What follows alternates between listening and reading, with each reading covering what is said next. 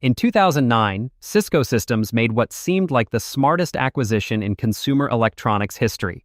They paid $590 million for Pure Digital Technologies, the company behind Flip video cameras. At the time, it looked like highway robbery in Cisco's favor. Flip had become the hottest consumer electronics brand in America, selling millions of their ridiculously simple pocket cameras and single-handedly creating the consumer video revolution. But within 2 years, Cisco would shut down Flip entirely, writing off the entire acquisition as a total loss. The rise and fall of Flip Video is one of the most dramatic stories in tech history, a perfect storm of brilliant innovation, market dominance, and technological disruption that happened so fast it left everyone's heads spinning. The Flip story begins in 2006 with Jonathan Kaplan, a serial entrepreneur who had already sold 2 companies and was looking for his next big idea. Kaplan noticed something peculiar about digital cameras. They were getting better at taking photos, but video was still a nightmare. The cameras were expensive, complicated, and required you to understand frame rates, compression codecs, and file formats just to shoot a simple clip. Even worse, getting that video off the camera and onto the internet was a multi-step process that involved cables, software, and enough technical knowledge to intimidate most consumers. Kaplan saw an opportunity to do for video what Apple had done for music players with the iPod: strip away all the complexity and create something so simple that anyone could use it. His company Pure Digital had been making disposable digital cameras for CVS and Walgreens, so they understood how to build cheap, simple recording devices. But Kaplan's vision was much bigger than disposable cameras. The first Flip video camera launched in May 2007, and it was beautifully, almost insultingly simple.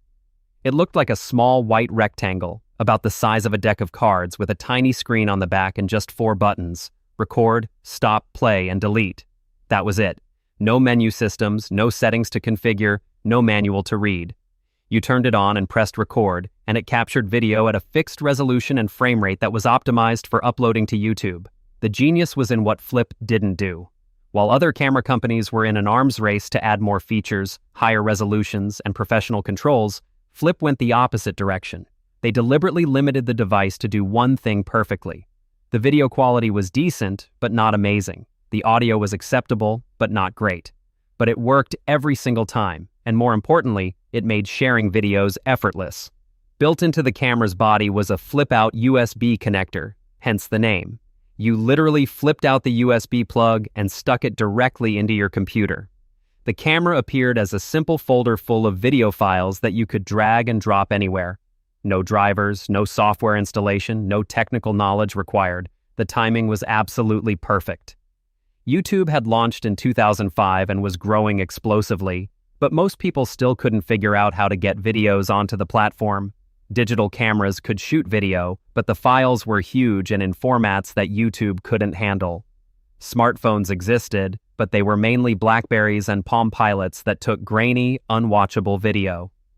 The iPhone wouldn't launch until June 2007, a month after the first Flip camera, and even then, early iPhones had terrible cameras and no video recording capability. Flip arrived at the exact moment when millions of people wanted to create and share videos but didn't have an easy way to do it. The first Flip camera cost $150 and could record 30 minutes of video. Within months, it was flying off shelves at Target, Best Buy, and Amazon. Parents used them to record their kids' soccer games. Teenagers used them to make YouTube videos. Travelers used them to document their vacations. The camera was so simple that literally anyone could use it, and that simplicity was its greatest strength. Pure Digital followed up with a series of improved models that maintained the core philosophy while fixing the biggest complaints. The Flip Ultra launched in 2008 with 60 minutes of recording time and better video quality. The Flip Mino came out later that year in a smaller form factor with a sleeker design and built-in editing software. But the breakthrough product was the Flip Mino HD in 2009, which could record high-definition video for just $200. To put that in perspective, most HD camcorders cost over $1,000 at the time.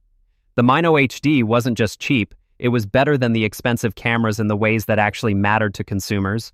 It was smaller, simpler, and the video looked great on YouTube and Facebook. Professional videographers might have complained about the lack of manual controls or the fixed lens, but normal people didn't care about any of that.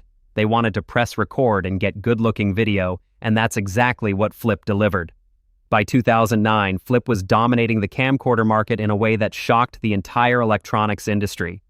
They held 17% of the total camcorder market and an astounding 13% of the digital camera market, despite only making video cameras.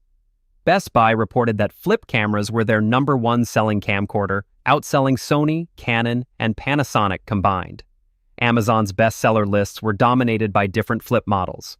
The brand had become synonymous with easy video recording, the same way Kleenex became synonymous with tissues or Google became synonymous with internet search. More importantly, Flip users were incredibly loyal and active. Studies showed that Flip owners uploaded videos to YouTube at rates far higher than users of traditional cameras. The combination of dead simple operation and effortless sharing had created exactly the user behavior that Pure Digital intended. This is when Cisco entered the picture, and their acquisition logic seemed sound at the time. Cisco was the king of enterprise networking equipment, but they wanted to expand into consumer markets and capitalize on what they saw as the future of internet traffic. Video was exploding across their networks, and they believed that consumer video creation was going to drive demand for their core business. Owning the leading video camera brand would give them a foothold in the consumer market while also driving traffic across their enterprise infrastructure. The $590 million acquisition price seemed reasonable for a company that had sold over 1 million cameras in 2008 and was on track to sell over 3 million in 2009. Revenue was growing at triple-digit rates, and the brand recognition was off the charts. From Cisco's perspective, they were buying the future of consumer video creation. But even as Cisco was writing the check, the technological landscape was shifting beneath everyone's feet. The iPhone 3GS launched in June 2009 with video recording capability, and while the quality wasn't as good as a Flip camera, it was getting close. More importantly, the iPhone could upload videos directly to YouTube and Facebook without needing a computer. Other smartphone manufacturers quickly followed suit. By 2010, every new smartphone could record decent video, and by 2011, phone cameras were getting genuinely good. The Samsung Galaxy S2 and iPhone 4 could shoot HD video that looked as good as Flip cameras, and they could share that video instantly from anywhere with a cellular connection. Suddenly, Flip's core advantages were disappearing. The simplicity that made Flip cameras special became irrelevant when phones could do the same thing with equal simplicity. The ease of sharing became a weakness when phones could share videos immediately instead of requiring you to go home and plug into a computer. The numbers tell the story of Flip's collapse better than words. In 2010, just 1 year after the Cisco acquisition, Flip's market share began declining rapidly. By early 2011, smartphone video recording had become standard, and dedicated video cameras started looking obsolete.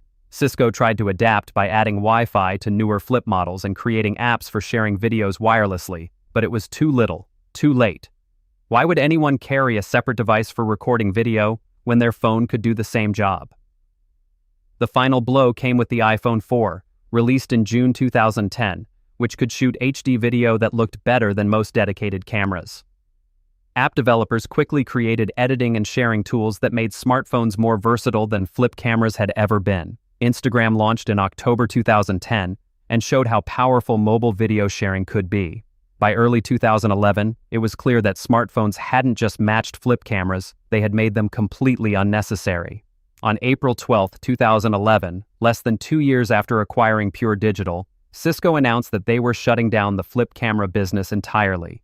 They laid off 550 employees and discontinued all Flip products immediately. The company that had once dominated consumer video recording was gone overnight, a victim of technological disruption so swift and complete that there was no time to pivot or adapt. Cisco wrote off the entire acquisition as a loss, essentially admitting that they had paid nearly $600 million for a product category that no longer had any reason to exist. The last Flip cameras rolled off production lines in April 2011, ending a 4-year run that had revolutionized consumer video, but couldn't survive the smartphone revolution. The Flip story is fascinating because the company did everything right and still failed completely. They identified a real consumer need, created an elegant solution, executed flawlessly, and built a beloved brand that dominated its market. Their product was genuinely innovative, solving real problems that existed with digital video recording and sharing. They didn't fail because of bad management, poor quality, or lack of vision. They failed because smartphones evolved faster than anyone expected and eliminated the need for dedicated video cameras entirely.